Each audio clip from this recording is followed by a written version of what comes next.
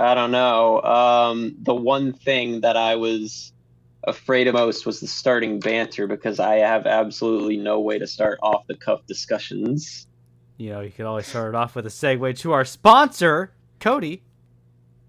Well, we are sponsored by the Double Dip Draft League. Very nice to be out here. I don't think I'm getting financial recompense from our sponsor, which None is quite a at shame. all. I'm not either, but that's okay. My hand's only tied to this table. Let's get started.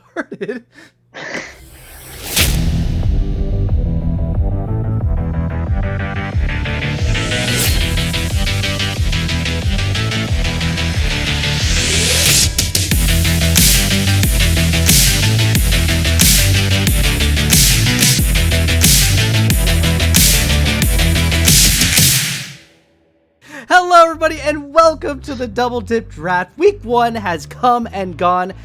For the Platinum Division specifically is what we'll be looking at. I'm Cabral, host of the Hashling Sandslashers.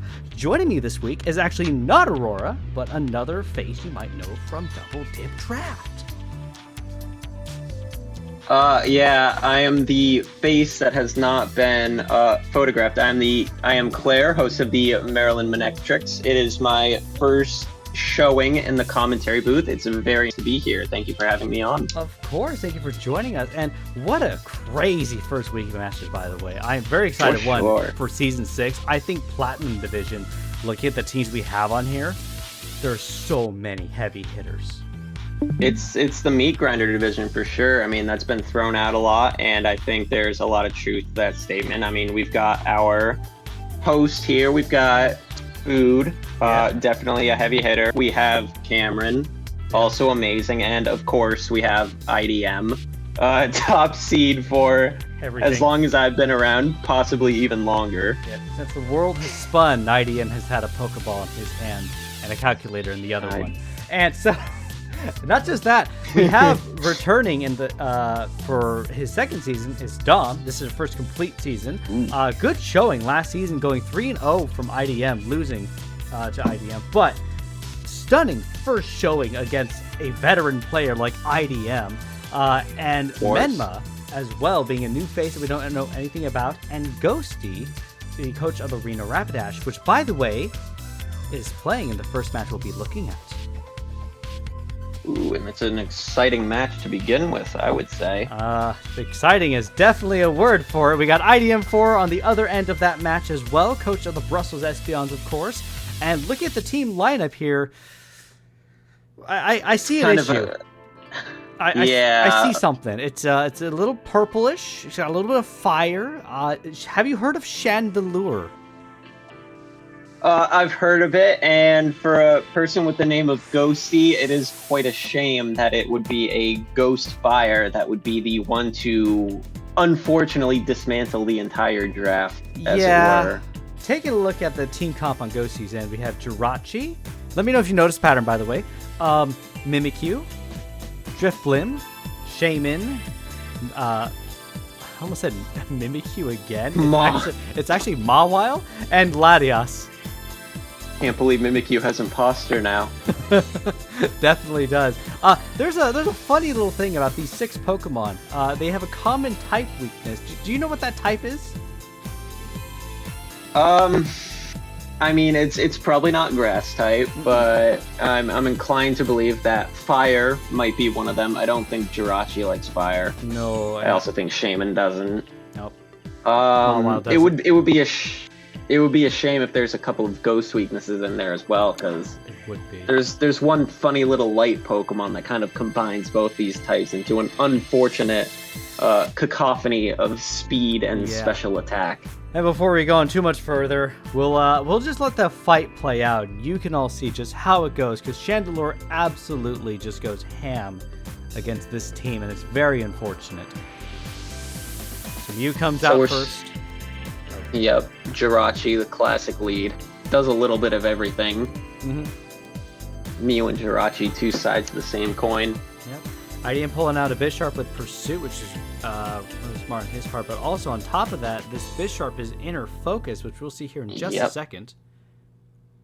So, of course, we know it prevents the stat drops, also prevents a flinch, which I wasn't aware of when I was watching this match. Yep. IDM having a perfect opportunity to switch into Mawile. Because Mawile does not hurt Chandelure. Gets off the Flame Charge to get the speed. And Shadow Ball kills Mimikyu. Yep. And unfortunately...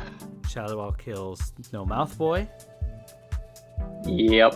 Now, I don't know if the Calm Mind was necessary for the additional special attack. The crit there means that Latias by itself would not have killed Chandelure anyways without the special defense buff. Right. But I don't know for certain if IDM needed the extra bit of damage to kill Latias. Maybe he ran a damage calculator. Worst possible case scenario, Latias against him. Could be. I've got a nasty little habit of always plugging in the worst possible things against me in the damage calculator. That might have been what IDM did. Might be, for sure. One of the things I noticed about this match, by the way, and I gotta fault IDM harshly for this. He did not nickname his Pokemon, and I'm very disappointed. Heresy of the highest degree. Honestly, we should have forced a forfeit from him right there. Yeah, honestly, turn on the Smogon timer. But yeah, that was our first match. Let's see, what was that? How many kills was that for Chandelure? Like, I think it was 5. Bisharp died to whatchamacallit?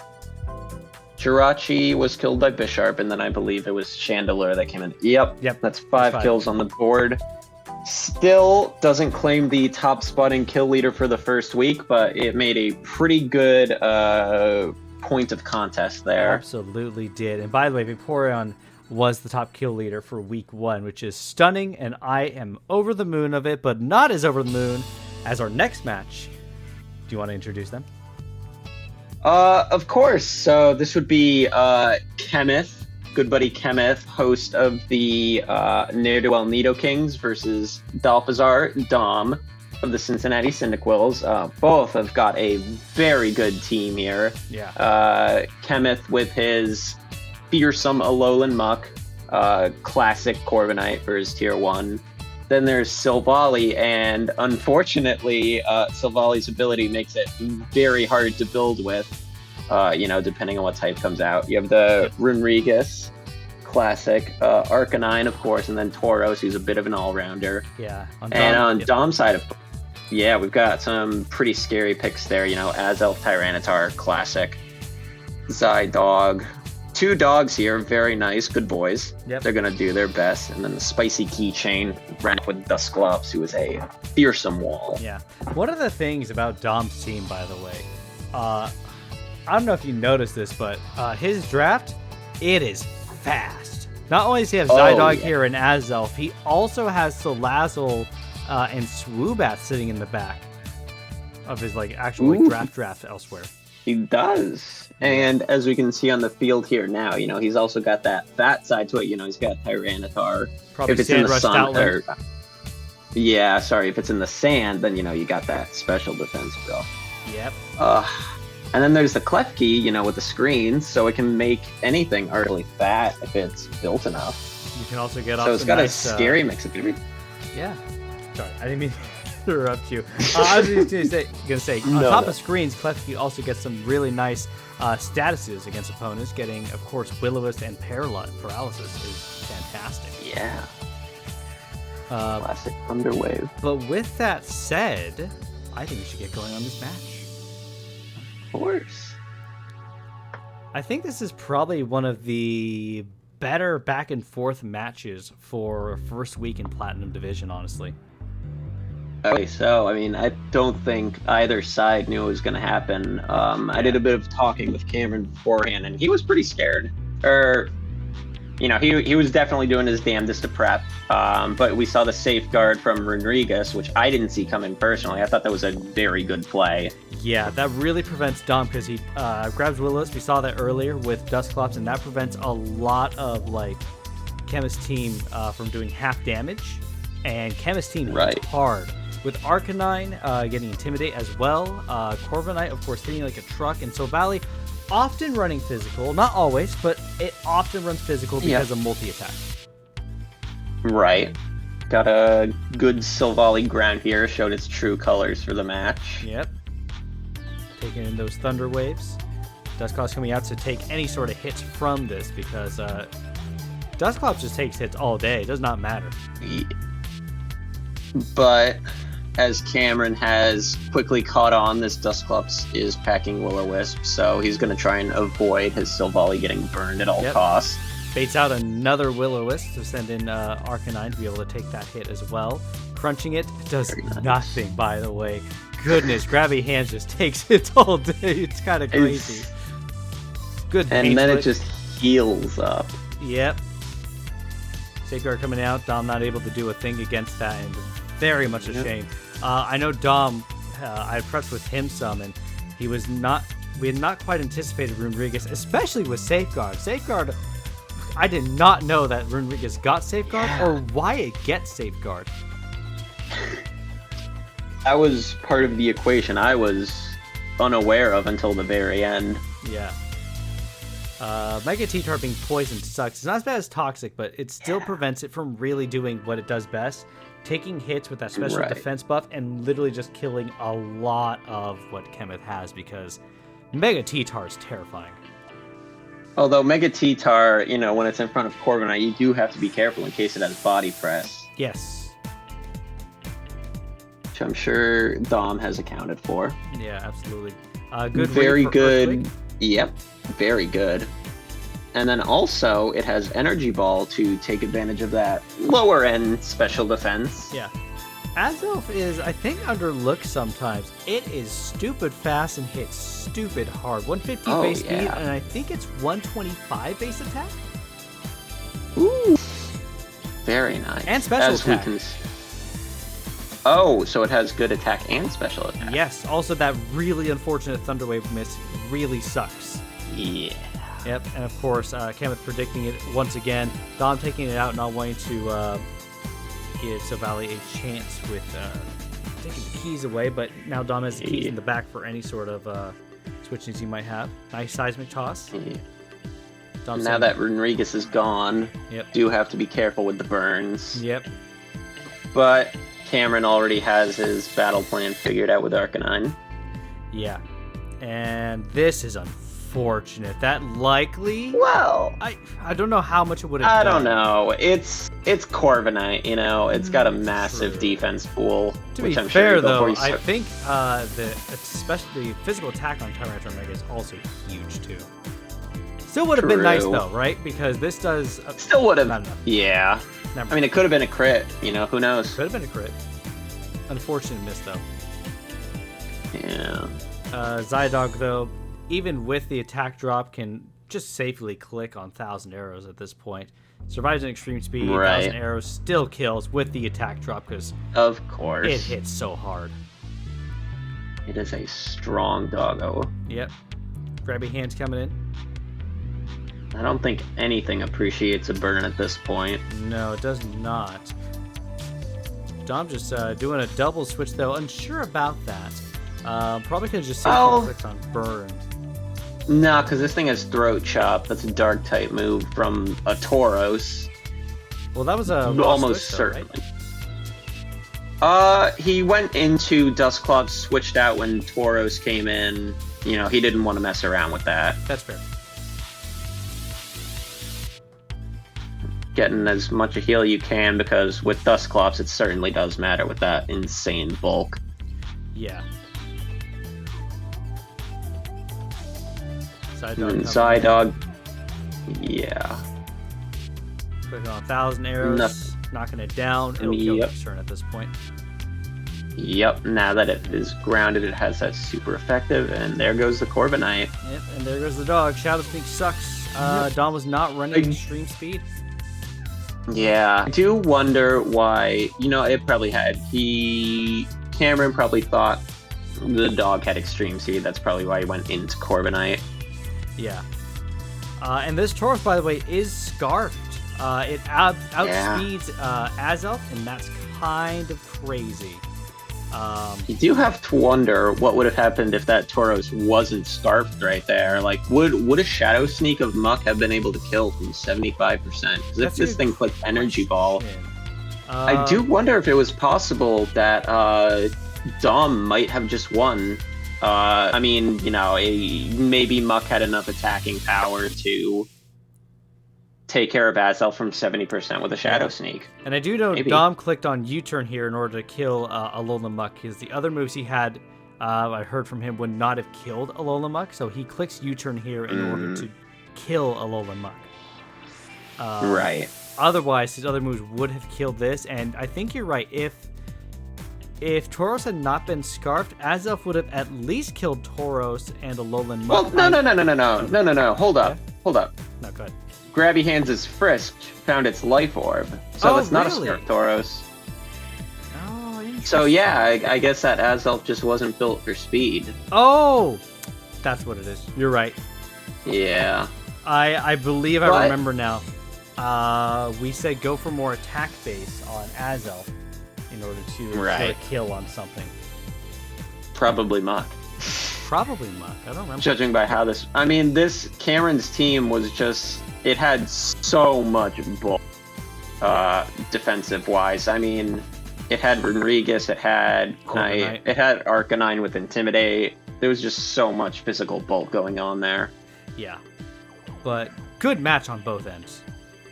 Of course, I could have seen it going either direction, even when it came down to the last few turns there. Yeah, absolutely. Nail biter. Speaking of nail biters, we have our next match of Spoon of the Southtown Sandslashers. Newcomer Menma. Yeah, Menma of the Minnesota Jynx. One of the many Minnesota teams we have. Yep. We have two now. We had one in the past with the Minneapolis Marinis. Yep. Now we have the Minneapolis Magnazones, the Minnesota Magikarps, and the Minnesota Jynx. We have three now. Kind of crazy. Of course. But both these drafts are pretty scary, I would say. T-Tar with like Sandstreet, and then Dracozolt with Sandrush and Scizor not taking Chip. Kind of scary. Yeah. Got the makings of a sand team here. Yep. Looks like Cody compensating a little bit with that Alolan Sandslash in order to perhaps play off of that Sandrush. I'm not sure what ability it would be, but likely Sandrush. It's a silly looking Alolan Sandslash there, friend. It is a little silly looking. He's the wrong color. Yeah. He's got to be blue. Deoxys defense. Very nice pick. Yep. I guess I shouldn't be surprised that it's a tier 1. I believe it's OU and regular Nat deck, so I think it's where it needs to be. Yeah, I can believe that. Grimmsnarl's always a classic. Love to see it. Fun typing. Prankster is fantastic. Gets access to screens as well as taunt. Very good. Yeah. This whole draft is scary. It is. And so is this match. Are you interested in watching? Of course, let's dive right into it. Tyranitar starts off getting that sand up, and Typhlosion low kicking, killing it, which is fantastic out the gate. Mantine comes in, momentum. Clicks Thunder Punch, does not kill.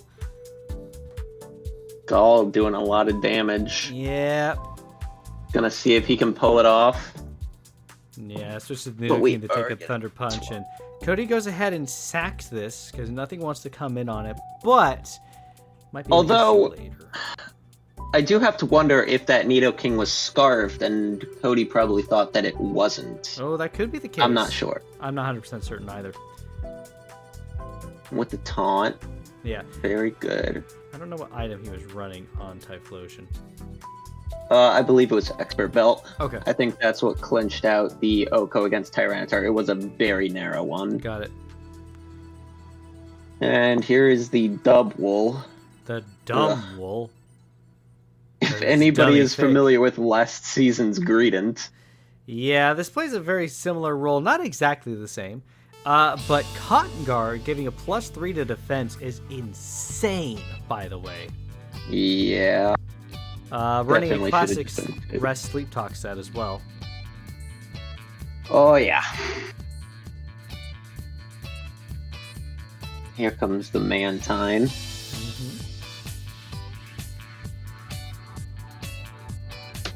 Switching back to Dubwool. There's a little bit of speed. Agility, which let's go. At this point might not be too necessary, but nice setup still.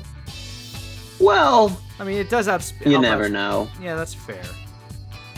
in case that, as you know, Cody might have suspected that by this point that the Nidoking could possibly be Scarf. Potentially.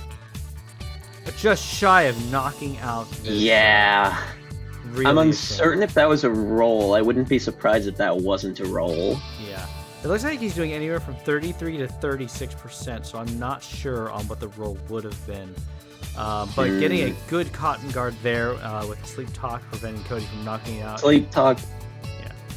As you might see going forward, Sleep Talk has an unfortunate tendency of just doing anything it needed Double to do at that given moment. Yeah.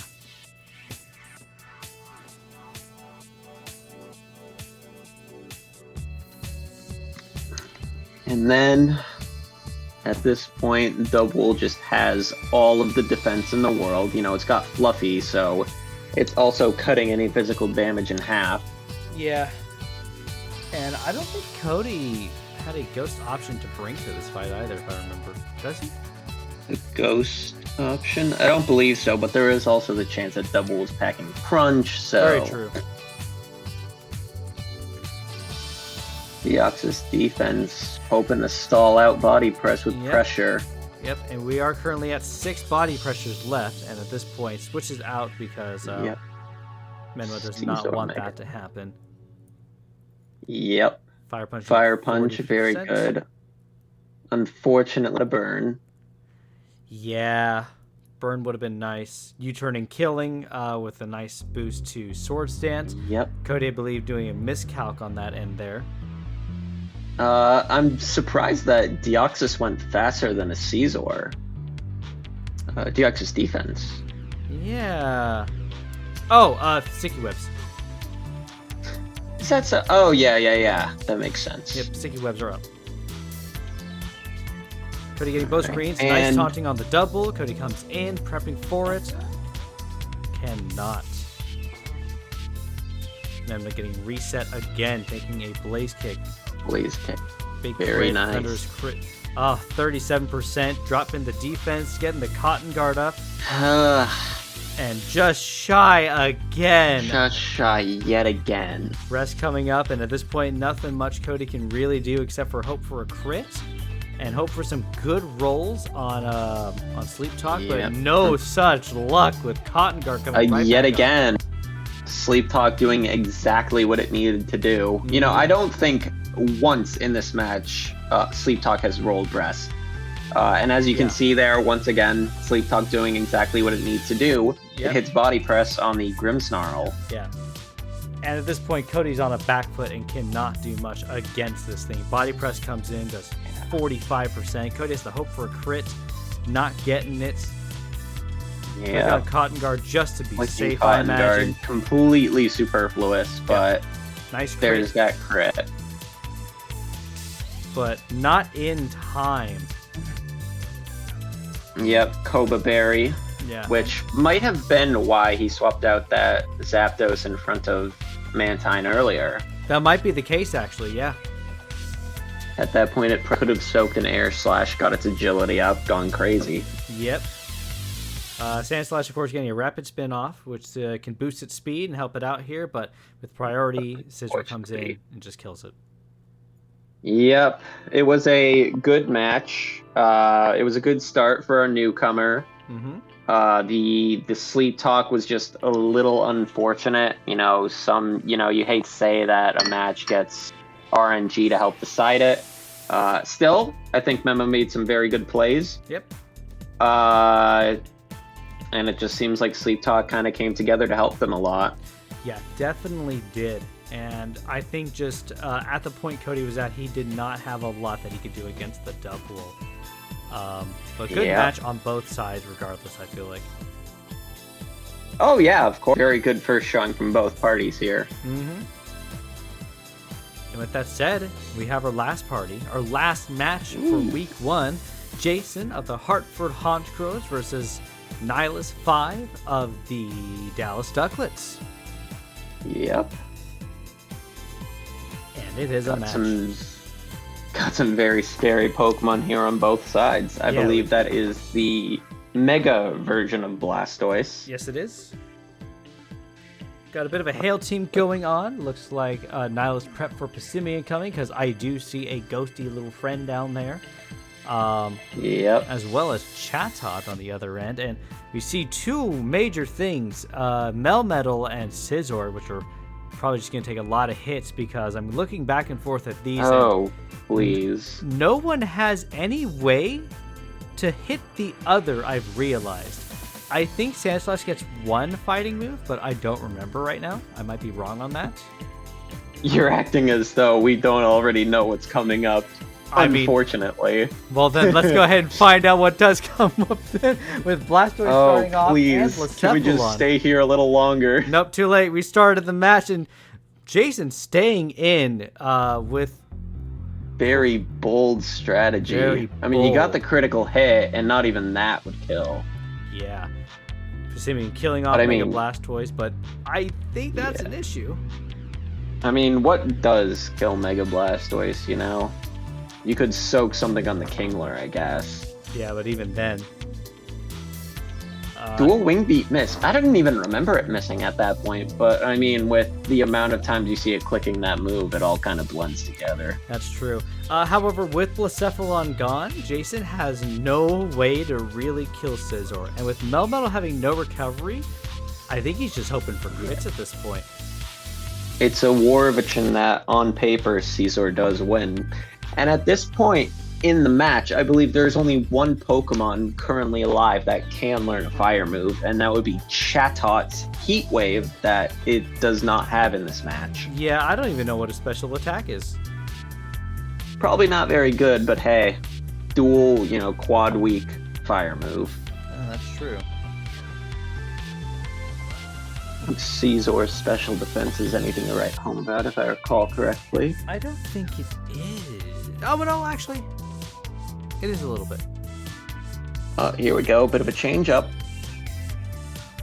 Yeah, getting Mummy out, coughing Regis. Hoping for a burn, I imagine.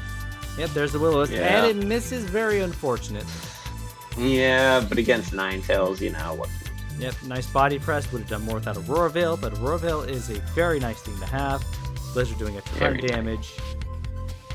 Yeah, Will-O-Wisp just was not feeling it today. Yep, which is unfortunate, because that would have done wonders against Scizor. Yeah. And here we go, back to it. Yep. Scizor not taking it too much. I saw Earthquake earlier from Melmetal doing near 25, but I think he's going for... There it is! Freeze Miser comes back into Season 6! Classic. But this time around, Scizor was having none of it. Yep, Unthaw's first turn, tired of it. Crabhammer doing a decent amount of damage with Kingler, but Kingler cannot keep up. It's just taking too many hits at this point. 28% behind Aurora Veil. Yep. It is a lot. And then I was switching out of Scizor. Not too sure why. Close combat would hurt, but nothing insane. Yeah, well, just that little, here you go, hit my Spiritomb. Yep. Nothing you can do about Chatter it. Strat. Classic Chatot. Let's go. Getting Aurora Veil up through Confusion. Going back into Scizor to take another double Iron Bash. And that's just what most of this match is literally Scizor versus Melmetal, because no one has a way to hit the other at this point. Jason getting very confident for what's about to happen next. Gets that critical hit, does not get that freeze. He will not be getting that freeze. Yeah, very unfortunate. Roosting, of course, still hoping for that freeze. But unfortunately, where Scizor can recover, our boy Melmetal just cannot. He cannot keep up with the fight at this point. Melmetal, of course, probably just going to go down here in a couple more hits. Yep, one more hit, and it's definitely down at this point. Hoping for one last freeze. Not happening. Nope. Very unfortunate. Just too strong. Scizor too bulky. Yep, Chatot surviving, getting a Chatter off. More Confusion. Oh boy. Switching out to Passimian. Bullet Punch doing a bit of damage, but nothing crazy. Going into Spiritomb, predicting a knockoff. Nope, that is not correct. He's probably predicting close combat. Yeah, predicting something that could have hurt that Caesar. Yep. Getting And- Scarf onto Psimian. You did not need to. Spirituma obtained one choice scarf. Yep. Chatter confusing Empoleon. Chatot Here's saying where and we're doing gonna a see boom burst. Confusion bird. hitting. There's one. The bird just wants to scream. Let it scream. There's two confusion hits. Can he get a third? Oh, confusion ended. Stealth Rocks. Stealth Rocks. No. Late game Stealth Rocks. Nihilus is on that king stuff. Yep, absolutely. By the way, Aqua Jet not killing Chatot is crazy. Also, Chatot getting a kill is crazy. Let's go Chatot. Yeah. If only we could record our own chatters. No, if only maybe someday. But Got my very one, unfortunate Nihilus. for Jason. I think sacking Blacephalon early was one of the big things, and he did not have a lot to hit Blastoise. I do think... No, actually, Melmetal gets Thunder Punch. But I do wonder if it had it this turn. What moves did it reveal? Ice Punch, Earthquake, and Double Iron Bash. I wouldn't be surprised if Thunder Punch was in the mix there somewhere. Yeah. Not too certain, but we'll have to ask and find out. Either way, though, Perhaps. that is absolutely our first week of matches. And I'm trying Week to one. see- Yeah. Could go. It's still anybody's game here, I would say. I mean, we got some pretty good wins, some pretty good matches, but, you know, still 6 matches to go. Anybody could still make it to the playoffs, no? Definitely. And actually, I have a thing for us to look at here. This is week 1's Ooh. rankings, with IDN coming out on top at a 1-0 at +6, Nihilus going 1-0 at +4, Kameth going 1-0 +3, and we have Menma at a 1-0 +3 as well. And rounding at the bottom, we have Cody at an 0-1 -3, Dom at an 0-1 -3, Hartford Honchkrows, Jason is at 0-1 -4, and Reno Rapidash at 0-1 -6. And a little interesting pattern, which you probably are not going to be seeing here, but amongst the 3 divisions, all top spots did win their match with a 6-0, which is rather uncommon, if I recall correctly. But, you know, everybody's still pretty close. I think it's still anybody's game. You know, getting a win next week would definitely even out anything among anybody in the bottom 4. For sure. And So, even you know. then, bottom 4, even after week 2, there are 7 weeks of matches. You still have a chance to make your way back up, even after a second week of loss as well. Of course. And, you know, we had an instance in Season 5 where, you know, even if you get 4 losses, hey, it's not impossible for you to make it to playoffs. So, you know, Hey, I take made heart, it to do your playoffs best. at Yeah, 4 of losses. course. So I'm sure you'd agree with me then. You know, take heart, you know, do your best. Yeah. Still anybody's game. Any matches you're looking forward to this season?